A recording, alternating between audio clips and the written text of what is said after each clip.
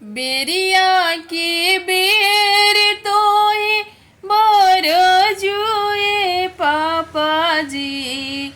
बेरिया के बेर तोहे बर जहूँ पापाजी।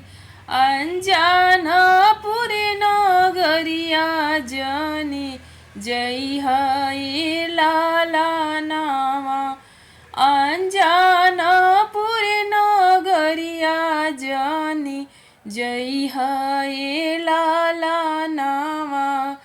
अंजनापुर के लोग बड़ी चोर बड़े पापाजी।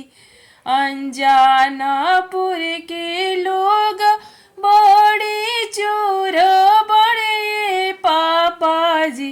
से लूटिली है घरवा दुआर रे लाला नावा। से लूटिली है घरवा दुआर रे लाला नावा। दुआरा पर लुटी हने पापा गैया रे भैंसिया। दुआरा पर लुटी हने पापा गैया रे भैंसिया। मड़वा में धियावा तो हारोई लाला। मड़वा में धियावा तो हारोई लाला।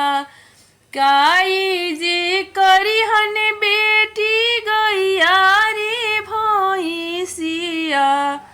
काई जे करी हने बेटी गैया रे भैंसिया। से काई करी है धिया मोर रे लाला नावा।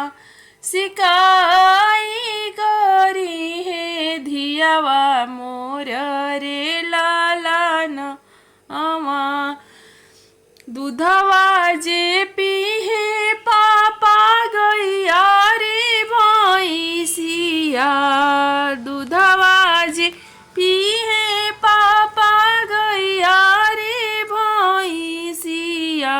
जिंदगी निभाहे खाती धियाए लाला नावा।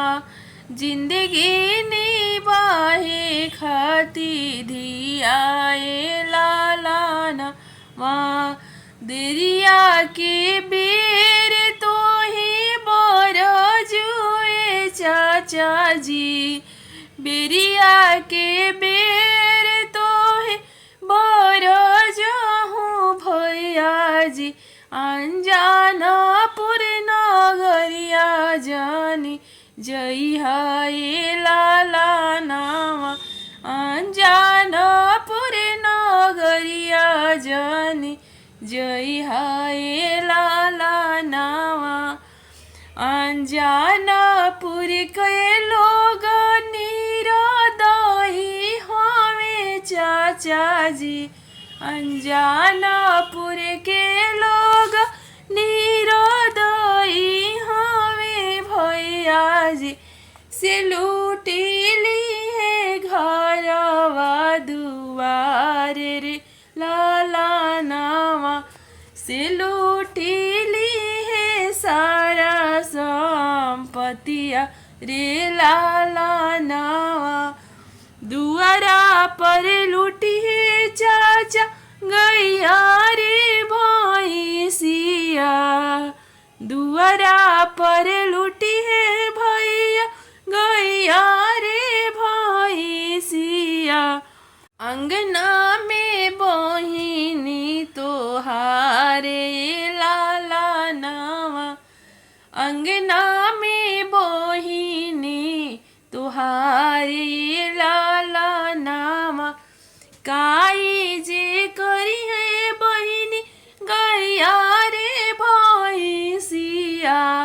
काई करी है बहिनी मोरो रे लाला नावा।